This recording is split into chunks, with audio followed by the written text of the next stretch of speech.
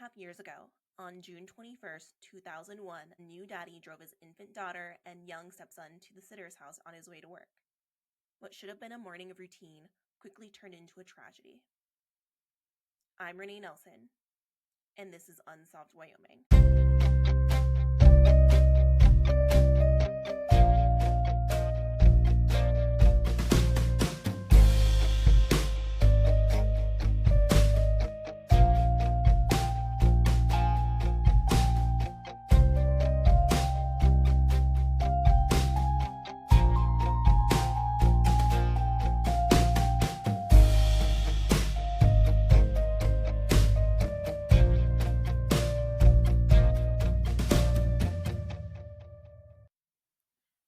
Jamie Kamai's story is nothing short of haunting. I'm the one who drives my kids to both school and pre-K on my way to work, just like so many of you. How often do we routinely, almost automatically move through the motions of the day? In this episode, I interview Anita Kamai, Jamie's mother, the Laramie County Sheriff's Department, and Fred Kamai, a cousin of Jamie's that were very close when they were growing up. And this episode has spanned 18 months. I interviewed Anita first back in December of 2023, and it was my first time working with family in person. This is her insight into Jamie and that horrible June day. All right, I'm here with Anita Kamai. Tell me about who you are and what your relationship is to Jamie. I'm 69 years old. I'm a grandma of 13 grandbabies and 11 great-grandbabies. I love being a grandmother, and I am Jamie's mom. Jamie's mom. That is a lot of fun having that many grandbabies. And so we know how many grandchildren you have and great-grandchildren. How many of your children are there altogether? I've just got 4. The 4, okay. And where is Jamie in the birth order? He was second to the youngest. Second to the youngest, so kind of like I've got a son, John, who is my oldest, and then I've got Lisa, my daughter, and then Jamie, and then Amber, my daughter that I live with here. Okay. Is the youngest. So you got 2 and 2. 2 and 2, yeah. That's awesome. How fun. And you and I had talked a little bit on the phone previously, and it sounded like he was really close with one of his sisters. Amber. My other daughter, Lisa, said she might stop by. Okay. Amber said, I can't do it, Mom. You know how I felt. They were like this. Yeah. Amber and Jamie. Those are the 2 youngest ones. Because he was going to help her when she first started driving. He was into the speakers, and the loud music and everything, and he was going to help her fix up her car, and they're the ones that hung out together all the time. She says, Mom, I can't. She says, I love my brother with my whole heart, but I'll be a blubbering mess. Yeah, it's hard. It's hard to talk about it. So we know that those 2 are very close. What was the family dynamic like, though, between all 4 kids? It was good. Good. My kids always got along good. I made sure. Right. You can go fight with over there, but you don't fight with each other. Right. You can have your differences, whatever, but there's no fighting between the 4 of them. My mom always said, with my brother and I, that's your lifelong best friend, so make sure you treat them right. And so what was Jamie like as a child? He was a good little boy. He was smart. He had good grades. Even as he got older, he wasn't the kind of kid that would get into trouble. He had very few. Well, he had friends, but they weren't. I think there was probably about 4 of him, Alan Pisano, and Emilio Gutierrez. Those are like his best friends. And Ace, the one I told you, moved to Arizona. And he wasn't to run around. He liked staying at home. And I always did. My house was always full of kids. You were in that house? Yeah. It's like I'd rather have them hanging out here than be in the streets and getting into trouble and stuff like that. But yeah, my house was always full of kids. You were none of the kids, I I didn't, all the kids respected me, and I think that's why, because there was a couple of moms that, I don't see how the hell you put up with these damn kids all the time, and I'd rather know where they're at than not know where they're Right. Yeah, that's a good philosophy. at. Yeah. I like that. And so tell me some of your favorite memories of Jamie growing up. There was so many of them. I think mostly because of the fact that I loved the way he took care of Amber. He was real protective of Amber. Like I say, those were the two that were really, really close.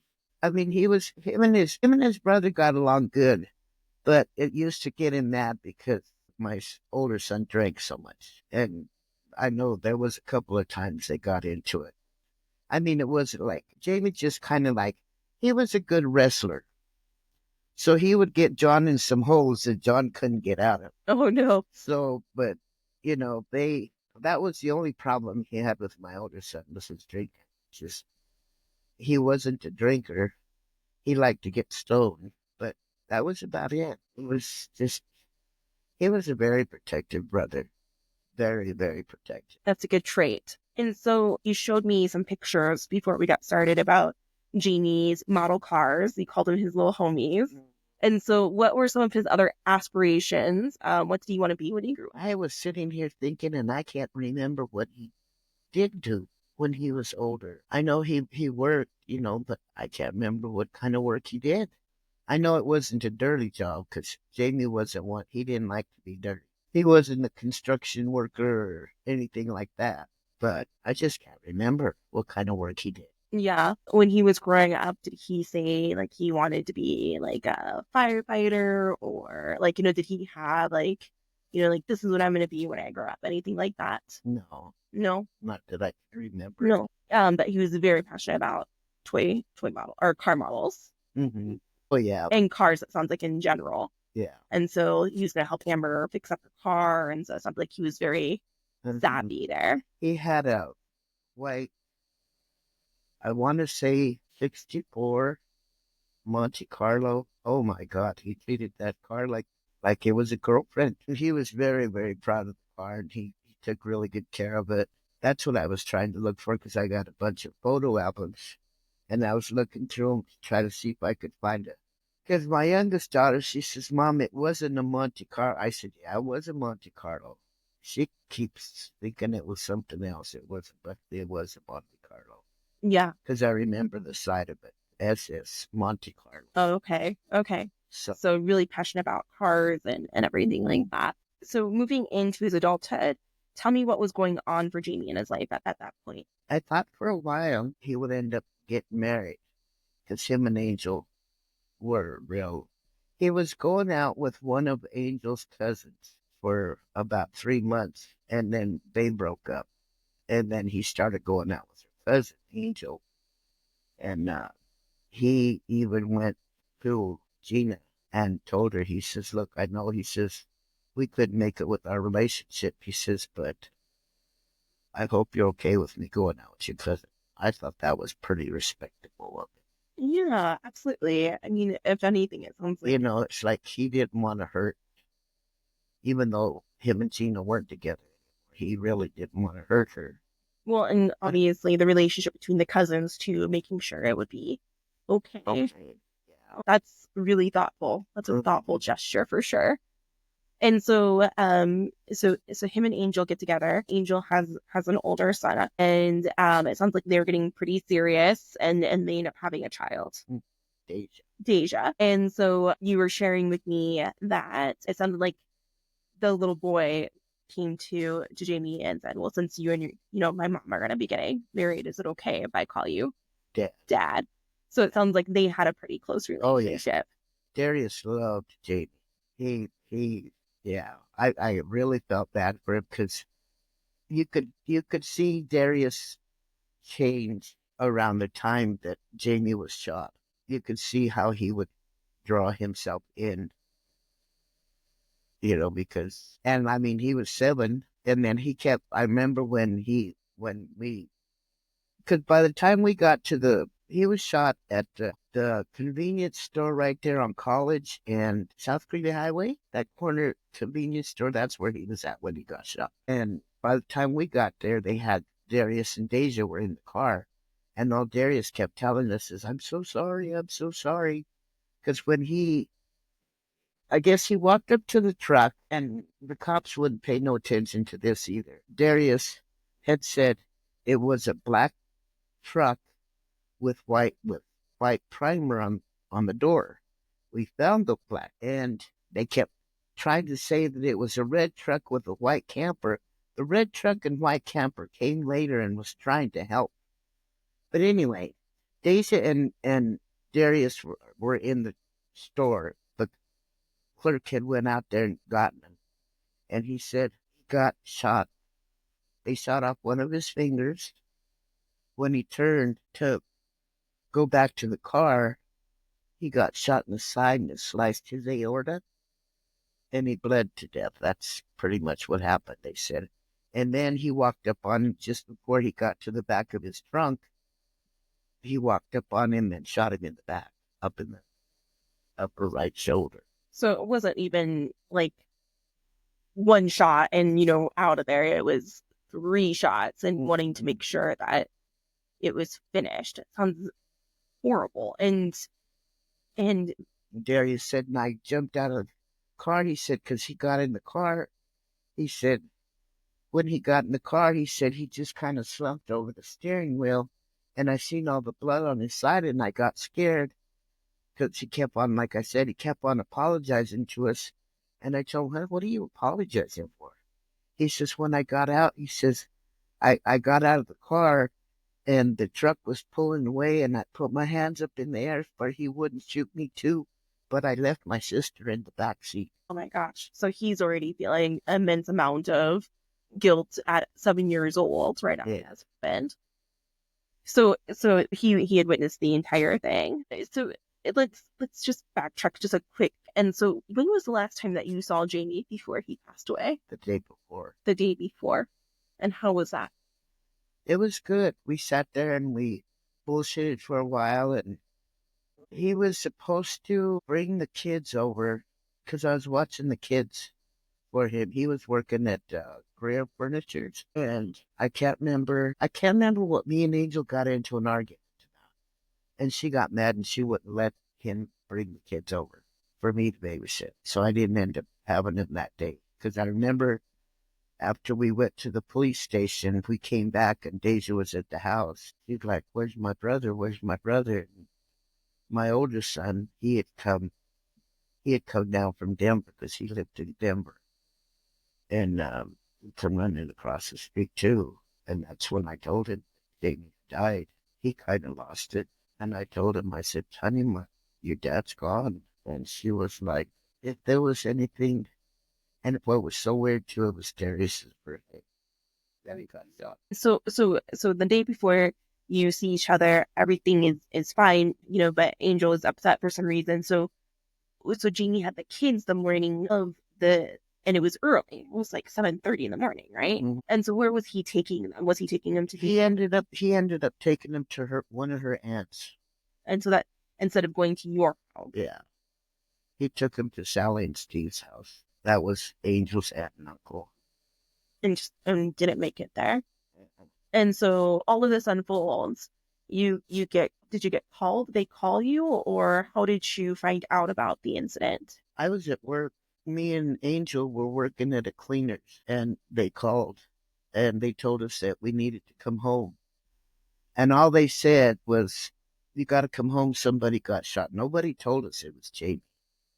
Until we got to the house, that's when we found out it was Jamie. And then you went from there to the scene. Yeah.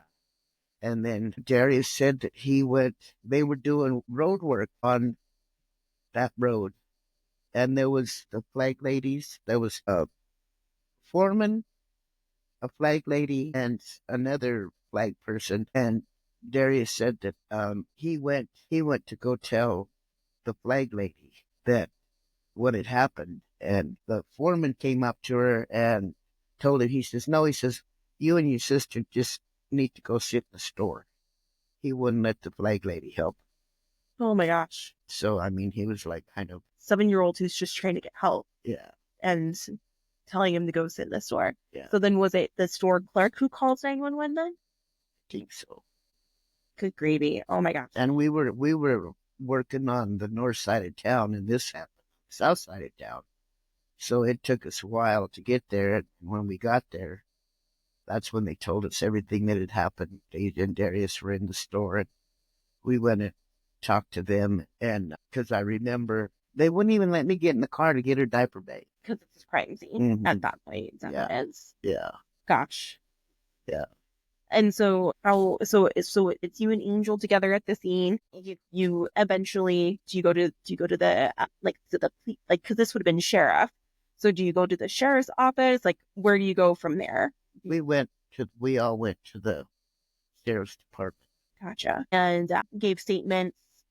I mean, and so do they immediately start looking for the wrong truck? Is that what happens? Because there's also this sketch too of who they think they saw, right? So tell me next about the investigation. How does that go? We told them about the truck. They found the truck in South Dakota in a junkyard.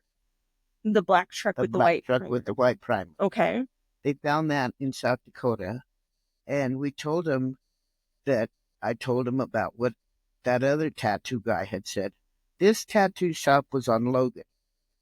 The one that was that they talked about was on Warren Central or Warren, whichever one goes up to the park in Cheyenne.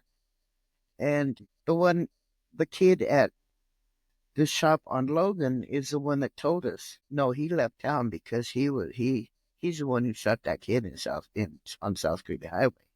Then we supposedly, from what they said they investigated, this guy took off and went to South Carolina, where he hooked up with his father, and his father was a judge and was not allowing his son to talk to the police. Wow. So suddenly there's these barriers that are in place with the person in question. How do you feel about the way things were handled with the investigation immediately after the incident? I didn't like the way any of it was handled. Yeah. Because I had even told him I was going to have what do you call it? It's a bitch getting. I was going to have a gathering. We were going to make T-shirts.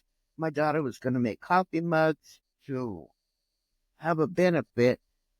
We had the Post 6 in Cheyenne, where they were going to let us have the benefit for free. And I told the police officer, I can't even remember his name. I told the police officer, and somehow he canceled it. I mean, we went up there prepared. We had made food that we were going to sell. We were going to make, and this was just to raise money, because we had a car show. We had a car wash at that little Jiffy Lube at the bottom of the viaduct in Cheyenne. We had a car wash there. We made $1,500 for Angel in less than 2 hours. That's amazing. So we wanted to have another little benefit, to help her out some more.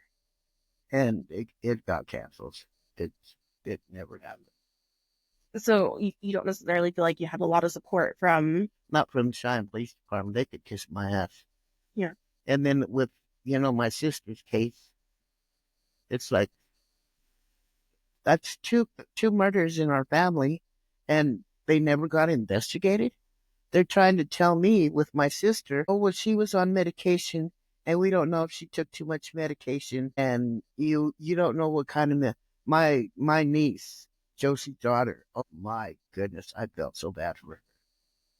She's just like, this cops in Cheyenne don't care. They do not care at all. Because they kept trying to say, well, you need to know what medication she was on. Because, she was having a lot of, I don't know if it was anxiety, a little bit of mental problems.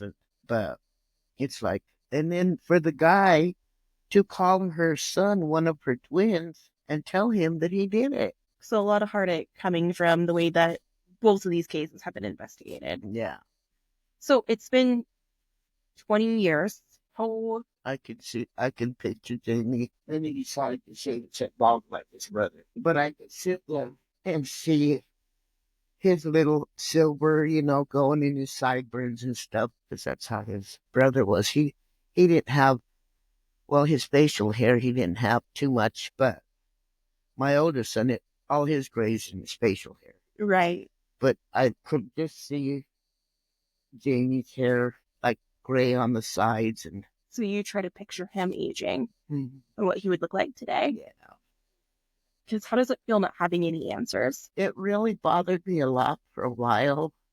It bothers me, but it's like, God will take care of it.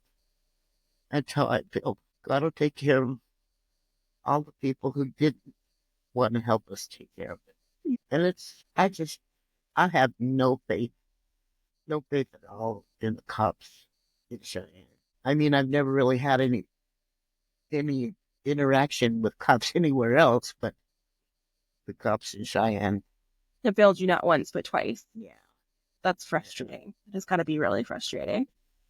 Do you want to share that little story that you shared with me about the medium party that you went to? Yeah. And about how the medium said, I want everybody to have a turn, but you can take it from there.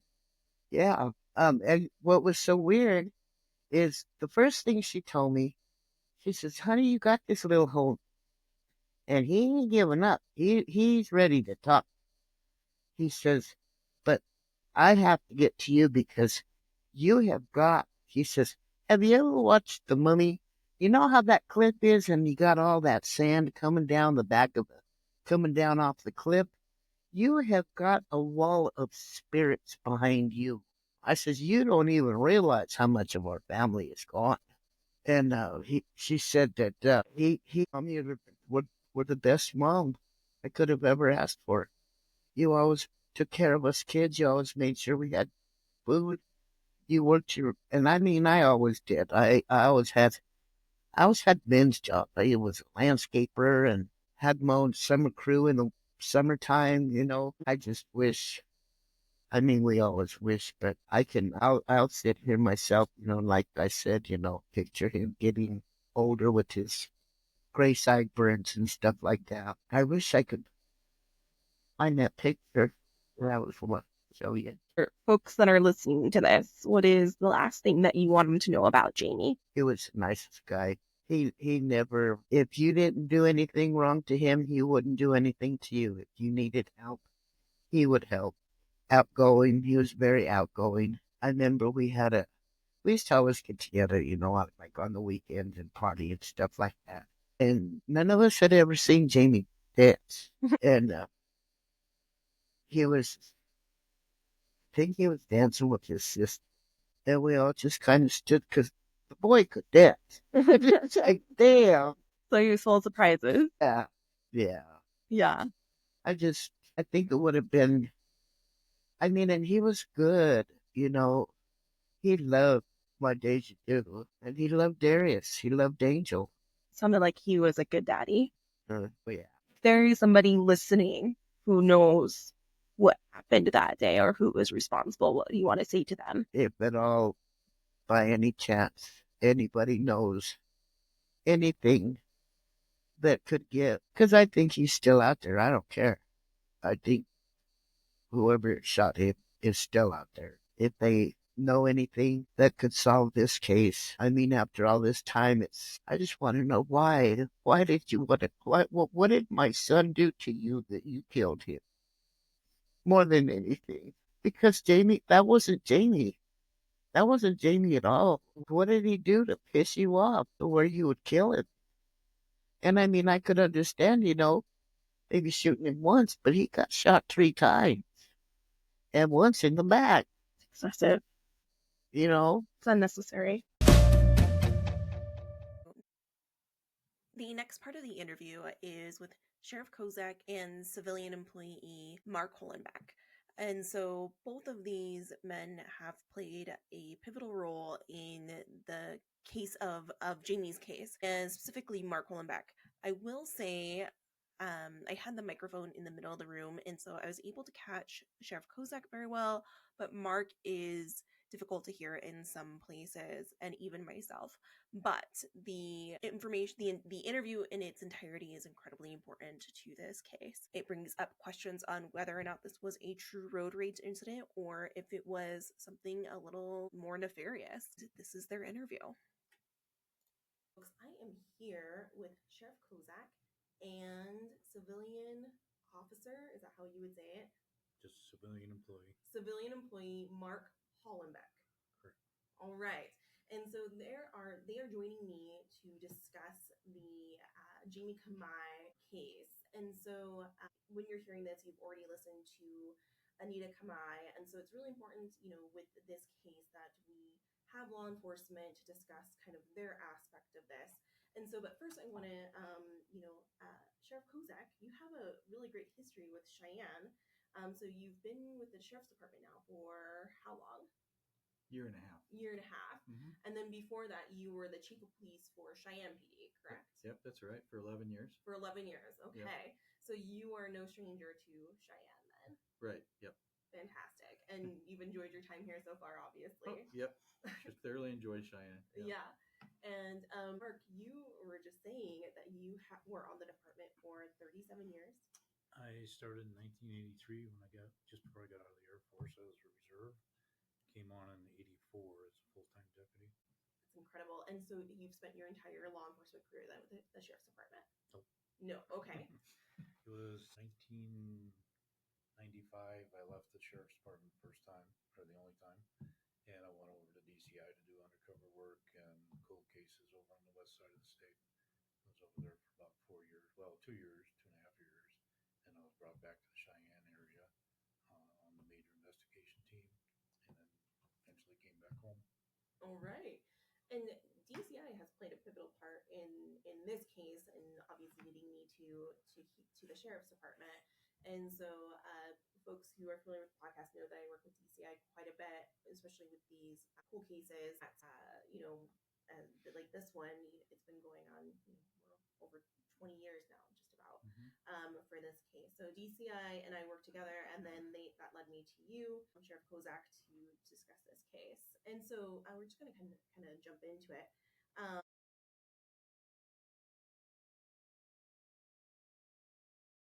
How are you working with the DCI in terms of, being kind of the first or initial investigative, point here, that you're what am I trying to say? The local jurisdiction of this case. How is that working out? Well, back in 2015, the Sheriff's Office, of course I wasn't here then, the Sheriff's Office at that time decided to turn the case over to DCI, to get a fresh look at things, fresh perspective, another investigator's look at what the evidence, and see if anything would turn up. So that's what they did. All evidence, all reports, everything was turned over to DCI at that time. And since I took office a year and a half ago, we have had very little involvement other than to get an update into the case. And so they have full authority now. We've turned over full authority, investigative authority to them to look at. Of course, it doesn't mean that our detectives, if they uncover information, won't jump in and assist if needed. So probably sometime in the future, if we're not getting any progress on the DCI side of things, then we may ask to take it back again. Okay. Yep. Okay, that makes sense. And so, Jamie's case is going on over 20 years, unsolved. And so you just talked about in 2015 letting DCI take the case over to look at the case, and then potentially taking it back if necessary. And so actively, we know that they're working on the case. So there was a sketch released in 2013, 12 years after Jamie's murder. Why did it take so long for a sketch to be released? And looking at the file, it looked like it had been done within 6 months of the crime. And looking at some of the reports, it had, so it looks like, actually looking at the report here, it looks like the sketch had been done on August 20th of 2002. And looking at the reports, it looked like it had been released to the media at that time.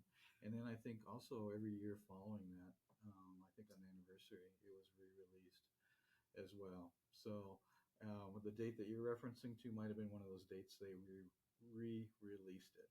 Right. It definitely the media of it too, right? So it being maybe potentially looked like, oh, like, here's this new sketch, type situation, when Correct. really it's been the same sketch all along. And so can you elaborate on the tattoo artist in town that matched the sketch but suddenly closed shop because he left for South Carolina? What about that lead? I'm not sure. Do you know on that one? Mhm. Yeah. Okay. Go ahead. And of course, Mark really was the primary investigator in the case. A couple years after it occurred, he then took it over from another investigator within the sheriff's office. So you've been looking at this case for a long time then. Yeah, there was two of us back there that had been working primarily on this sign back there. In regards to the tattoo artist, yeah, we looked into him solid. South Carolina through his attorney. One vehicle that he had possessed at the time, did search warrants on that. As it turned out, there was nothing credible that we could, pin to him, anything solid on him. DCI here, I don't think I should be mentioning names. Right. No, Yeah, absolutely so- not. And yeah, we don't have to. Absolutely. Okay. So obviously don't want to give names. That's totally fine. Are there any current leads that are being investigated? What updates can be shared? Well, I do know that since DCI took the case, they've written 30 supplemental reports, so they have been working. They have resubmitted evidence to various labs, but no, there's really no solid leads at this time. Okay. Yeah. So just more testing, and some more digging around, but nothing definitive yet to be able to be reported. That's correct. Yeah. Yes. And I think that is hard to, and I think we're starting to see that a lot more with some of these high profile cases, specifically like the Idaho case, where the poor sheriff is just getting up there, getting hammered, and the whole time he knows that something is going down, but to make sure that the integrity of the case is kept intact, right? Can't say anything until literally, what was it, the next day that he was able to say, like, we've made an arrest, knowing that the whole time, that he was being told that if he wasn't doing anything, that something was being done. I think people are starting to understand that just because there's no comment or no definitive lead doesn't mean that things aren't happening behind the scenes that the public can't necessarily be privy to. And of course, what DCI would do and what they've done is re-interview people, re-interview some of the people that Mark interviewed as well, just to see if anything is remembered. There's more that they can follow up on. So they do that, resubmit evidence again, because technology changes. Absolutely. And is updated. So maybe something there would come out as a result. So really, I think one of the things I really hope on these cold cases like this is that someone gets mad at the suspect. Mm-hmm. So the suspect has said something to someone, and now maybe they're mad at him. So now they're going to come forward and tell us the information, which will break the case open. Right. Yeah. Yeah. Or, a change of consciousness, right? Yeah. In terms of, people who may have been involved, or, a bystander, so to speak, who didn't know what to say at the time, and so didn't necessarily tell the whole truth. Exactly. And so that's why re-interviewing is so important. And so this is a tough case. Do you think this case has the potential to be solved? I think all cases have that potential for sure. Yep. All cases. And that's why we really don't ever want to give up on them. Right. Yeah. Absolutely. And I think it's so great to have a resource like DCI then, who's able, putting together this cold case unit, who can hopefully put energy into some of these cases. I was talking about earlier, went to Austin, and Austin has a lot of crime. And so where even though Cheyenne is smaller, you're still busy. You're still doing, the cases that are coming in front of you. And so to be able to have resources to go into cold cases can be not necessarily always possible. So to have kind of a backup like DCI is really helpful. Because the Sheriff's Department doesn't have a cold case unit, does it? No, I mean, we really, to speak of, only have 2 cold cases. This is one of them. And this is one of them. Yeah.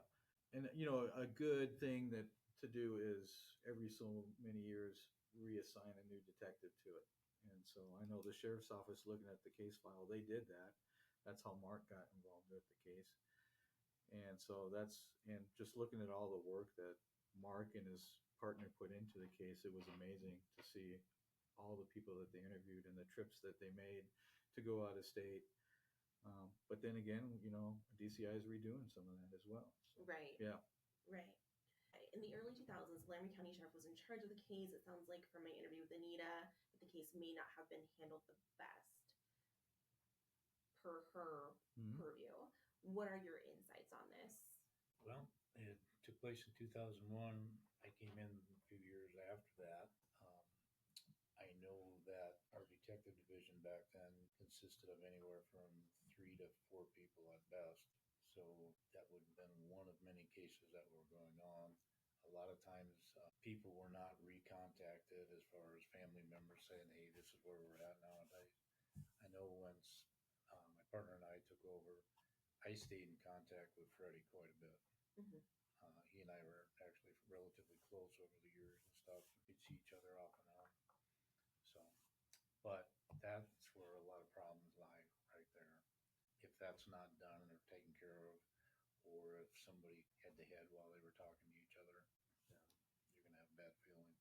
Right. And, emotions run high for sure when it's, so personal. During the course of an investigation, if you have to bring up something that may not be an area that the family really wants to know about or talk about or things, then that doesn't help things out either. So Definitely. that happens. Yeah, I can understand that. Yeah, and I think looking at the reports as well, I could see that when Mark became involved, they became more organized. The case became more organized. I don't know if it was the case or not, but beforehand, maybe that was not the case. Right. And it's really important too for an investigator to keep the family involved. At least communication is ongoing. Even if you can't tell them anything, just to have a simple phone call to say, I'm still paying attention to this case. Right. Touching base. How are you? And I'm not sure that happened initially. Yeah. Yeah. Yeah. And Freddie's acting as kind of the family, liaison, it sounds like, between, the family and law enforcement. And he has been very good. It sounds like keeping in touch with law enforcement. He was able to give me a lot of information and names on who to contact, obviously, to get to this point. And so, can the public do to help? What can you, ask of the public in this? Same basic thing. If anybody has any information, call our department, call DCI, talk to them. No matter if they think it's at, 100%, if it's anything they've heard or seen, it'll refresh the case. It needs something, where we can go look at something new again, or the investigators. And do you, the basic facts of what happened, do you go over that? I do, yeah. So, what we want to maybe do is refresh on what happened that day with Jamie. And so it is an unsolved homicide, basically a really horrible road rage incident, it sounds like. And so do you want to walk us through the facts of the incident? Yeah, I can do that. Kind of give you some basic info.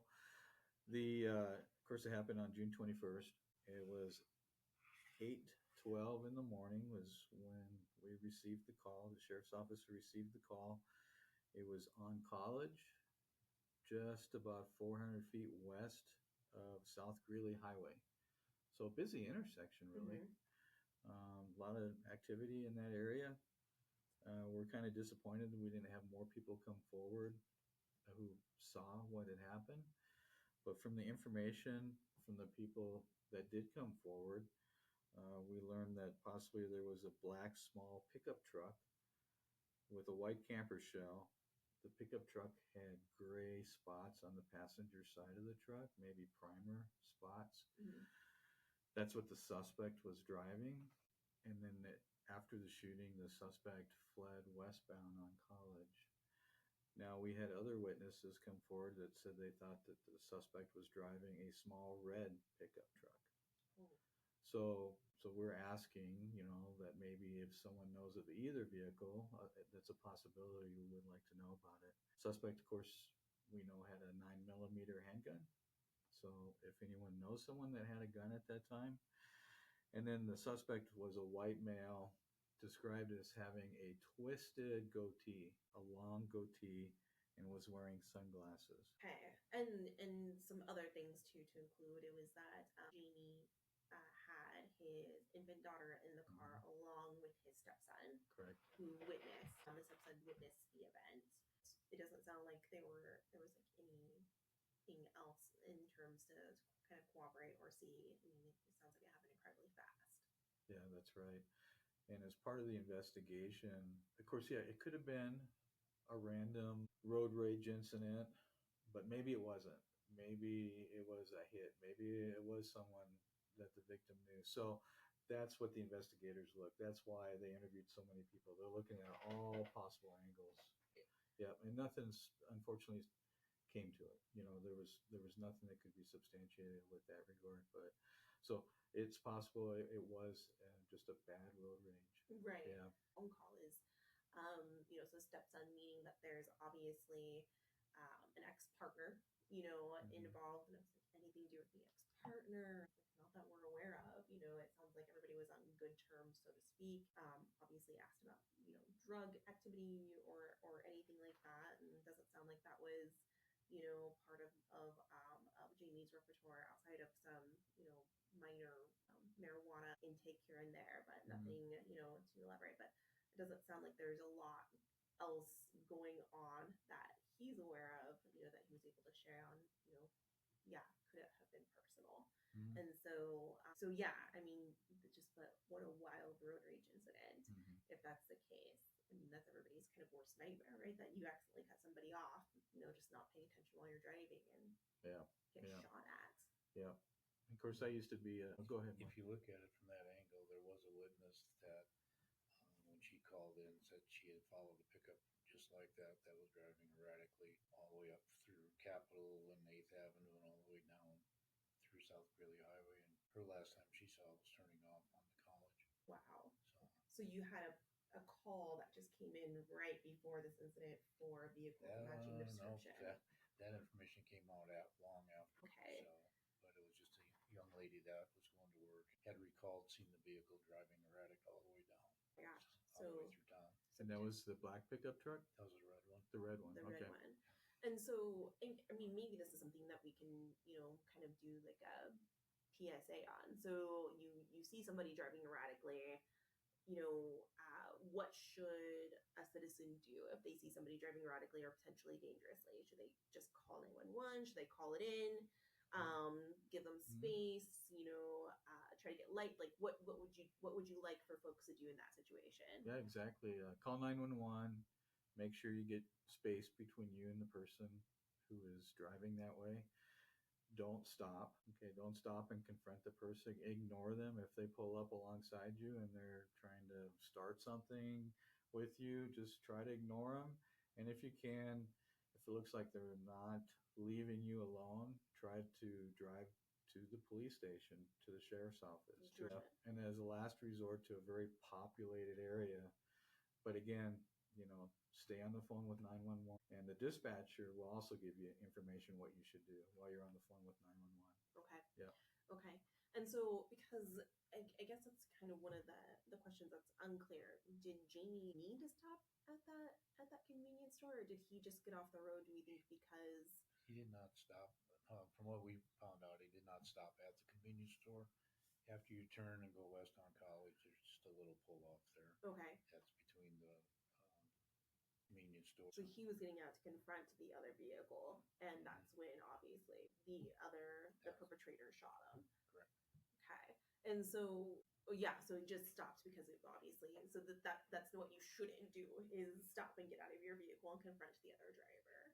Yes, the key factor is just ignore those situations. Keep driving. Right. Yep. Gosh, and report him if you can. The last part of this episode, I interviewed Fred Kamai, who is Jamie's cousin, and he's actually the one who reached out and started this whole process with connecting me with his aunt and working with the sheriff's department and getting the ball rolling on this. And so if there is an advocate for Jamie's case, it is Fred. And Fred has done an incredible job of pushing forth and asking questions and being a contact in his cousin's investigation. And so this is my interview with Fred. Fred, can you tell me your relationship with Jamie? He's my cousin. He was my cousin. Was your cousin? And so Yeah. in your relationship, like who's older, all of Jamie was the baby of the family. that. Okay. Yeah, So yeah, he how was the much young older one. than how much Let's see, I'm 52, so he would be 40. I want to say maybe 5 or 6 years, maybe older than okay. him. Yeah. So when y'all were growing up, was he like an annoying tag along, or did you like having him around? What was your Oh relationship like no, growing up? we were all me and well, there's three of us, me, him, and my cousin Dion. We were all close. We were always at each other's house every weekend. Okay, so Either really either close. yeah, either we were staying at Dion's or over at grandma's house or at one of the houses. We're usually together every weekend. Okay, yeah, so Yeah, constantly together. yeah. Yeah, and I think when we originally had our first conversation, you said it wasn't like a typical cousin relationship, that you guys were more like brothers. Yeah, we sure were. That's how close we all are. We're just Yeah, like we claim like I said, brothers. Really, yeah, and Jamie, we're always together. right. And so growing up, and so like into teenage and young adulthood, how did that relationship stay the same? Everything stood the same. Jamie ended up moving when I think he was maybe no, maybe a little bit younger. I'm not sure exactly how old. He ended up moving with his dad to Denver. So he was there till he was maybe like 20 some years old. So he was gone for a few years, but I would go down. My uncle would come down, pick us up, and take us down there for the weekend or hang out on our vacations.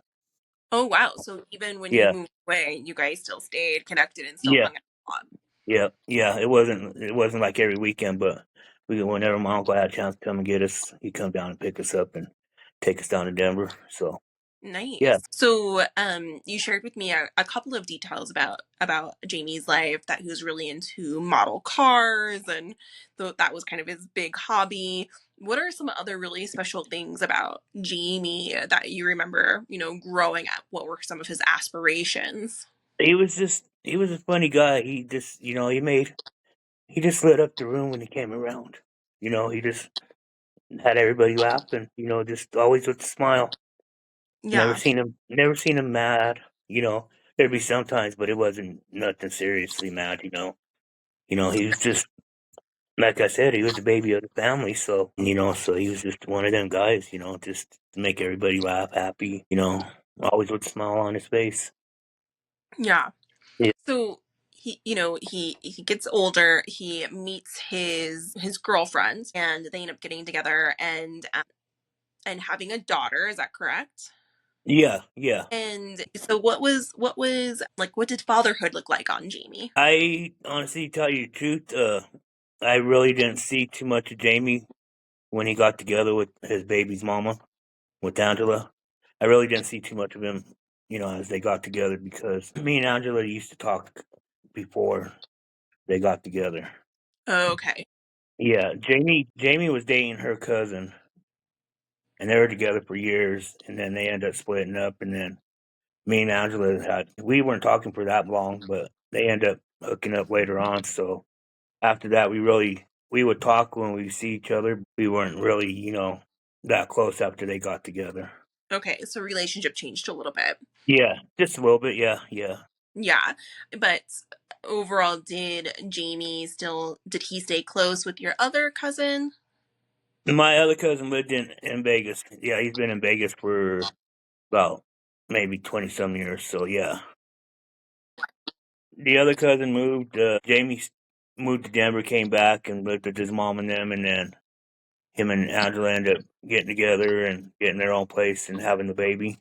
Okay. So yeah, everybody, as we got a little older, we just all kind of like went our own ways, but we still, we didn't keep in touch with my cousin Dion because he was doing his own thing down there in Vegas, and me and Jamie, like I said, we hung out. We stuck around quite a bit until him and Angela got together, and then after that, it just kind of like we drifted apart. But we still had our love and respect, for each other, and talked when we seen each other, So Right. Yeah, What was Jamie doing professionally when around getting together with Angela? What was he doing he for was work? well, we ripped for quite a while for Sweets Roofing. Okay. And then after that, after they ended up closing down, he would do, I think, odd jobs, or and then he started working for Clear Brothers, delivering furniture. Gotcha. And so, kind of leading up to that day, right? What do you know of that day? What are the details that happened to Jamie? Well, I guess that's from what we were told. I was at my friend's house and I got the call from my sister because I was supposed to go to work that day, but I didn't. So I got the call from my sister, and she had told me that Jamie had got shot, and I kind of like just tripped out, freaked out, didn't want to really believe it, and then I called my aunt. And my aunt told me, yeah, it had happened, and he was on the way taking the baby and his stepson to the to one of the aunts that watched him, and that was down off of College Drive. I guess he was going over the bridge, and they say it was a road rage, and I guess it was from Lincoln Way all the way down to College Drive. I guess it was just going on, I guess, with him and the other guy, and Jamie pulled over on the side of the mini mart and got out in front of the guy. They had words, and I don't know what else happened. I guess Jamie turned around to walk back to his car, and that's when they said he was shot multiple times, and he just dropped in his car, and the stepson got out and ran to the mini mart to have them call the ambulance and that. And on his way to the hospital, that's when he passed. Had it been a really hard day? Yeah, it most definitely was. We sat there at the sheriff's department for hours just trying to, get information and things like that. And it was just pretty sad because I don't think the sheriff's department did a proper investigation, like on closing down the road for a certain amount of time, get, just to close it down, just do their investigation. As far as if I could remember right, it was only maybe closed down for maybe, I won't even say maybe 5 hours. Oh, wow. So it wasn't really a good investigation, but we just gotta just live with what they came up with, because there was construction going on that day on the road. Right. That's a busy intersection right there, especially at 8 o'clock in the morning when people are taking their kids to school. Yeah. You know, Yeah. and it's just kind of weird. Like there's not. I've heard there was a few witnesses that were there, that they talked to, but what about the construction workers? They were right there. So it's Right. just that I don't think they did a proper job, like I said, on investigating it and asking questions or asking people, that were working there, and you know, and keeping the scene closed for longer than 5 hours. It should have been closed longer than that. Right. And it's just sad that it wasn't. Right. And it sounds as though, the investigation and your aunt shared similar sentiments that she just didn't feel like the investigation, was right from the beginning, right? Like there was, people walking around, the Yeah, crime scene wasn't, like there was just so much that was going on that it seemed to track well with the proper investigation is what you right. said. Yeah, And so, I mean, this is going unsolved, 20 plus years now, right? yeah. It's gonna be. Let's see, his daughter just turned 22, if I'm right. So it's gonna be 23 years, Yeah. somewhere around there. Yeah, 22, 23 years. Yeah. Yeah, During this time, and your aunt, Jamie's mom, is getting, up there in age, and uh you know 23, almost 23 years later, and so it sounds like you have kind of come into um this point person for your family, in terms of like a family representative. it was me and my sister Gina. Hmm. He would she would do a lot of talking with the newspaper and with the news. We would do anniversaries. We would, things like that. But then it felt like that the news cut us off. Like they didn't want to do it no more. And then that's even like the newspaper. They said we did it when it first happened, and then they did it a year later, and they said there's nothing else we can do. Everything's still the same, nothing's changed. So why, really, the way we took it, why post it again? You know what I mean? Right. Yeah, So which is unfortunate. yeah, and that's what the sad part about it is. You know what I mean? They when it first happened, they were talking about it for almost a month or so. You know what I mean? Hmm. And then after that, it just like drifted off, like the cold case, like it is now. Well, and I think that's what, media and people tend to forget is that even though the rest of the world moves on, right? It's still very much a part of your everyday for your family. Oh, most definitely, Yeah, most this definitely. incident. It's not something that you just get to, pretend happened 100 years ago. It's like it's still it's a thing Still for fresh you. to us, you know what I mean? It's still like fresh to us, It will never be old to us. The years may go on, but it's just like it still seems like the other day sometimes. You know what I mean? Yeah. Do you feel as though part of the reason it is such a fresh wound is because you don't know, like there's no justice yet in this case? Yeah, it's just it. I feel that there will be justice coming, but it's just why push and rush for it like we tried before. You know what I mean when it first happened, Hmm. and it's just it's just like how would I say it? It just seems like it's just to me it seems like they're getting somewhere from when it first started. That's good.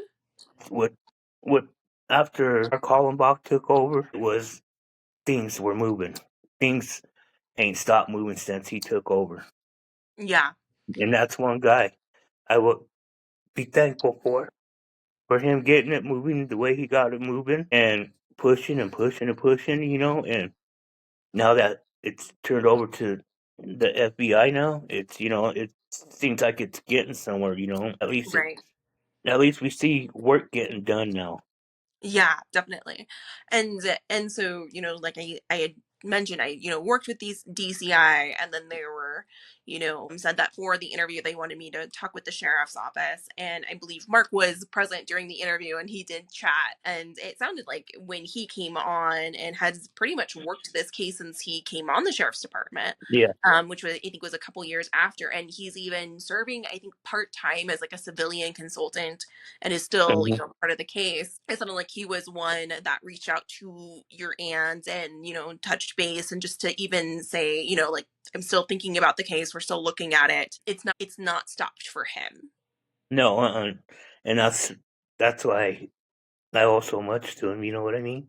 Yeah, Because absolutely. he's one of the ones that are fighting for my family, That and that's I'm it's really trying good to type of advocacy for sure. I'm trying my hardest to get to see where we can get this case going, or you get it solved.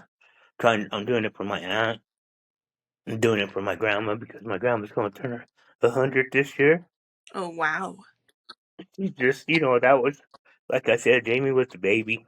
He was Hmm. the only one that got to go to Hawaii out of the family. And my grandma, and my grandpa took him because that's where my grandpa's from.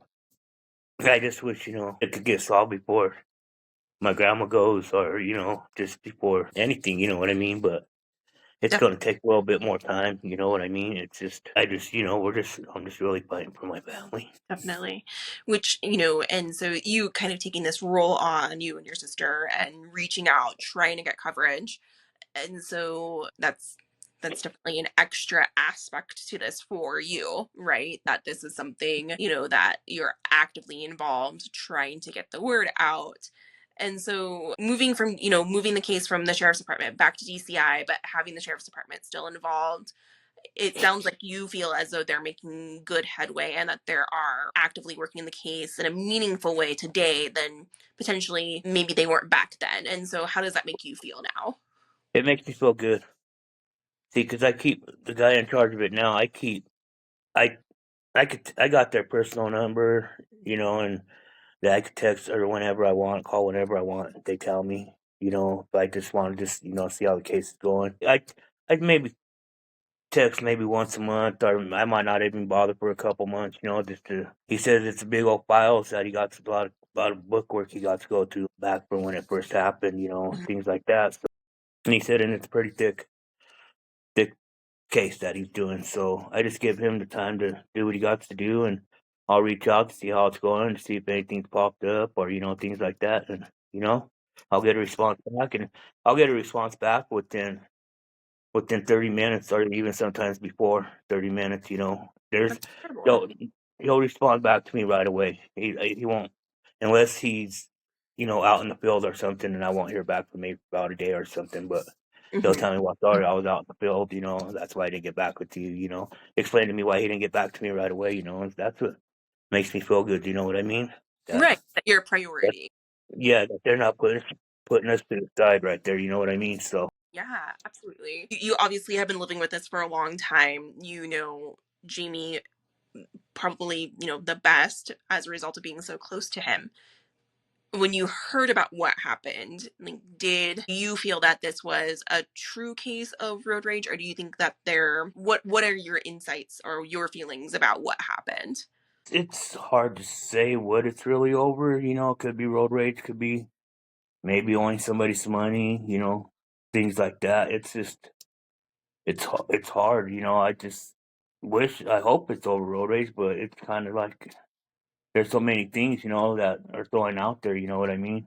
Hmm. And it's just hard to just try to concept one. And it's just going through your head on what really why. Right. Well, and until you have somebody responsible, right, to ask like what happened, like what caused this horrific incident, rather it was road rage and this horrible, incident or over something else, you know, part of that Yeah. lack of closure is just not knowing why it happened. And I thinking if they do find the person that did it, I don't think they'll still get an answer why. You know what I mean? Right. Yeah, I think that's a very legitimate outcome for sure. Is that you may not get an answer. Yeah. And it's just gonna be just like what we're dealing with now. Why? And still wonder why if when he does get caught, why still and not get an answer why. It's always going to be why did it happen. Right. We're Yeah. never going to. Nobody's going to know why except for the person that did it, and Jamie. Yeah, the senseless violence.